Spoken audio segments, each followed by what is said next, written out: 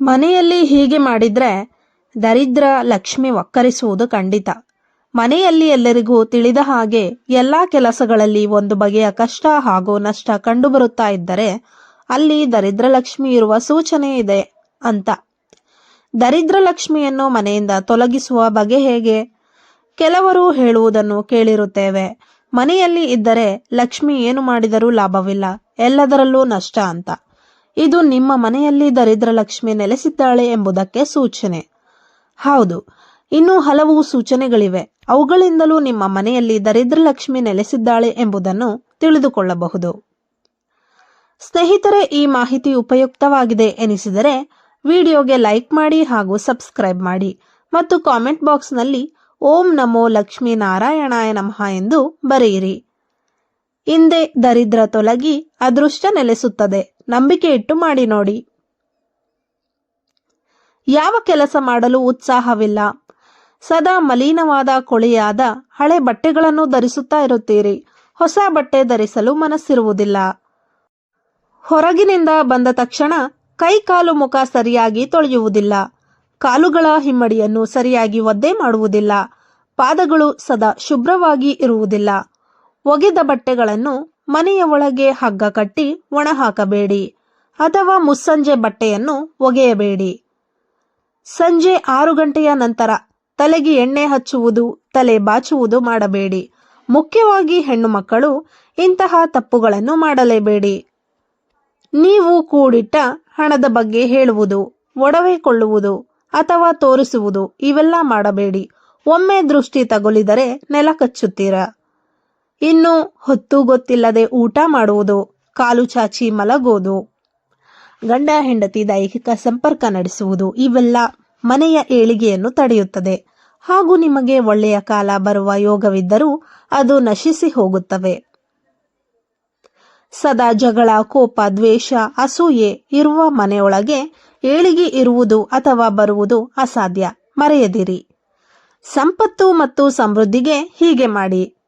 ಮನೆಯ ಯಜಮಾನ ಯಾವಾಗಲೂ ಹಣೆಗೆ ಒಂದು ಗಂಧದ ಬೊಟ್ಟು ಅಥವಾ ಕುಂಕುಮ, ಸಿಂಧೂರ ಯಾವುದಾದರೂ ತಿಲಕ ಇಡಬೇಕು.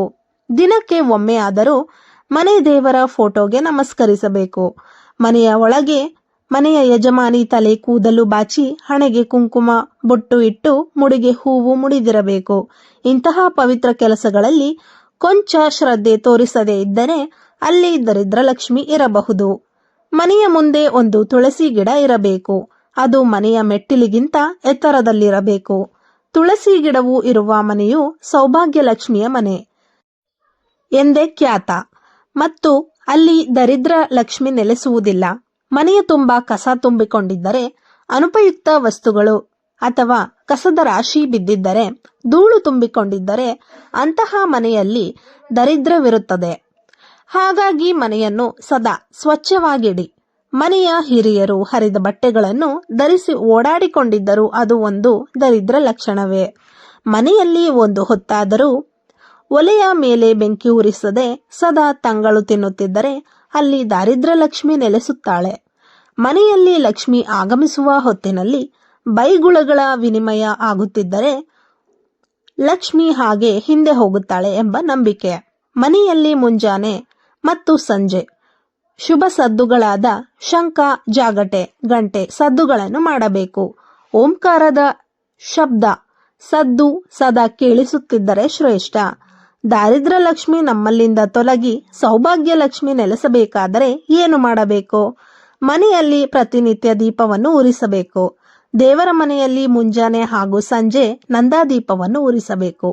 ತುಳಸಿಗೆ ಮುಂಜಾನೆ ಕೈ ಮುಗಿಯಬೇಕು ಹಾಗೂ ಮನೆಯನ್ನು ಸದಾ ಶುಚಿಯಾಗಿ ಇಟ್ಟುಕೊಳ್ಳಬೇಕು. ಹಳೆಯ ಮತ್ತು ಹರಿದ ಬಟ್ಟೆಗಳನ್ನು ಹೊರಹಾಕಿ ಶುಚಿಯಾದ ಬಟ್ಟೆಗಳನ್ನು ಧರಿಸಿ ದಿನಕ್ಕೆ ಒಮ್ಮೆ ಆದರೂ ದೇವರ ಸ್ಮರಣೆ ಮಾಡಬೇಕು. ಮನೆಯಲ್ಲಿ ಮಾಡಿದ ಅಡುಗೆಯ ಒಂದು ಭಾಗವನ್ನು ನೈವೇದ್ಯ ಎಂದು ದೇವರಿಗೆ ಅರ್ಪಿಸಿ. ಇದನ್ನು ರೂಢಿ ಮಾಡಿಕೊಳ್ಳುವುದರಿಂದ ದೇವತೆಗಳ ಪ್ರೀತಿ ಗಳಿಸಲು ಸಾಧ್ಯ. ಸ್ನೇಹಿತರೆ, ಈ ಮಾಹಿತಿ ನಿಮಗೆ ಉಪಯುಕ್ತವಾಗಿದೆ ಎಂದು ತಿಳಿಸಲು ಲೈಕ್ ಮಾಡಿ ಹಾಗೂ ಇನ್ನು 10 ಜನರಿಗೆ ಶೇರ್ ಮಾಡಿ ಮತ್ತು ಸಬ್ಸ್ಕ್ರೈಬ್ ಮಾಡಿ. ಕೊನೆವರೆಗೂ ಕೇಳಿದ್ದಕ್ಕಾಗಿ ಧನ್ಯವಾದಗಳು.